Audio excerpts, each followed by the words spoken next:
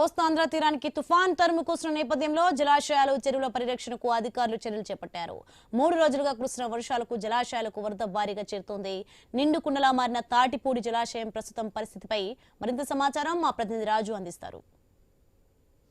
బంగాళాఖాతంలో ఏర్పడినటువంటి అల్పపీడనం తీవ్ర అల్పపీడనంగా మారింది. మరికొన్ని గంటల్లో ఇది తుఫానుగా మారి రేపు మరొక 48 గంటల్లో తీవ్ర తుఫానుగా విశాఖపట్నం కాకినాడ మధ్యలో తీరం దాటే అవకాశాలు ఉన్న నేపథ్యంలో ఇప్పటికే గత కొద్ది రోజులుగా కురుస్తున్నటువంటి వర్షాల కారణంగా కూడా ఉత్తరాంధ్ర వ్యాప్తంగా ఉన్నటువంటి నదులు, వాగులు, వంకలు కూడా పొంగి పొరులుతున్నాయి. ఆనకట్టలు కూడా పూర్తి స్థాయి నీటి మట్టంతో నిండి కొండల్లా కనిపిస్తున్న పరిస్థితి ప్రస్తుతం మనం చూసుకోవచ్చు. తాటిపూడి జలాశయం దగ్గర ఉన్న ఈ తాటిపూడి జలాశయంలో వాటర్ లెవెల్ అయితే పూర్తిగా పెరిగింది. దీంతో కిందకు కూడా దిగువకి నీరును కూడా విడుదల చేస్తున్న పరిస్థితి అయితే కనిపిస్తుంది. ముఖ్యంగా చూసుకుంటే అరకు, పాడేరు ఏజెన్సీల్లో ఏదైతే కురుస్తున్న వర్షాలు ఉన్నాయో ఆ వర్షాల నేపథ్యంలో ఎగువ నుంచి వస్తున్నటువంటి ఆ వరద నీరుతో భారీగా అయితే తాటిపూడి జలాశయానికి అయితే నీటి మట్టం చేరింది. దీంతో అధికారులు కూడా కిందకైతే దిగువ నీటి మట్టాన్ని అయితే విడుదల చేసి ఎప్పటికప్పుడు రిజర్వేర్లో లెవెల్ అయితే చూస్తున్న పరిస్థితి ఉంది.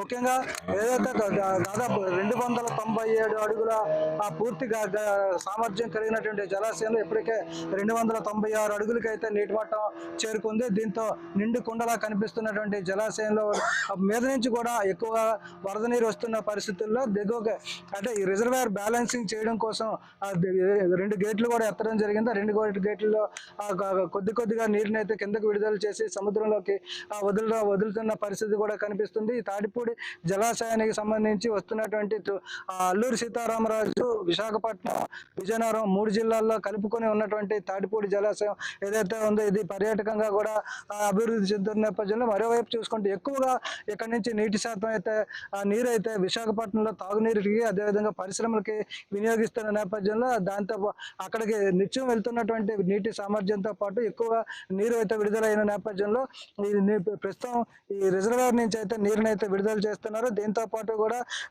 ఇంకా మేఘాద్రిగడ్డ రిజర్వేర్ కూడా పూర్తి స్థాయిలో సామర్థ్యంలో నీటిని అయితే నింపుకొని ఉందని చెప్పుకోవచ్చు. మరొక 48 గంటల్లో భారీ నుంచి అతి భారీ వర్షాలు అయితే రాష్ట్రంలో పడే అవకాశాలు ఉన్న నేపథ్యంలో ఇప్పటికే అధికార యంత్రాంగం అంతా కూడా అప్రమత్తమైంది. ఎక్కడ కూడా ఆనకట్టలు గండ్లు పడకుండా, చెరువులకి గండ్లు పడకుండా కూడా ఇరిగేషన్ అధికారులు ఎప్పటికప్పుడు పరిస్థితిని సమీక్షిస్తున్నారు. మరోవైపు చూసుకుంటే ముఖ్యంగా ఏదైతే రాష్ట్రంలో అనేక జిల్లాలకైతే ఇప్పటికే రెడ్ అలర్ట్ అయితే జారీ చేసిన నేపథ్యంలో ఉత్తరాంధ్రకు కూడా భారీ వర్షాలు పడే అవకాశాలు ఉన్న పరిస్థితి కనిపిస్తుంది. దీనికి ఇప్పటికే అటు అల్లూరు సీతారామరాజు, పార్వతీపురం, మన్యం జిల్లాలో ఉన్నటువంటి గిరిజన శిఖర గ్రామాల ప్రజలు కూడా అప్రమత్తం చేయడం జరిగింది. ఎగువ ప్రాంతం నుంచి వస్తున్నటువంటి ఏదైతే వరద నీరు ఉందో ఆ వరద నీరుని కూడా ఎప్పటికప్పుడు పరిశీలిస్తూ ప్రజలు అటుకాసి వెళ్లకుండా కూడా చర్యలు అయితే తీసుకోవడం జరుగుతుంది. మరీ ముఖ్యంగా చూసుకుంటే వాగులు, పర్యాటక ప్రాంతాల్లో ఉన్నటువంటి జలపాతాలకు, జలాశయాలకు కూడా మరికొద్ది అంటే రేపటి నుంచి కూడా నిషేధం విధిస్తున్న పరిస్థితి కూడా కనిపిస్తుంది.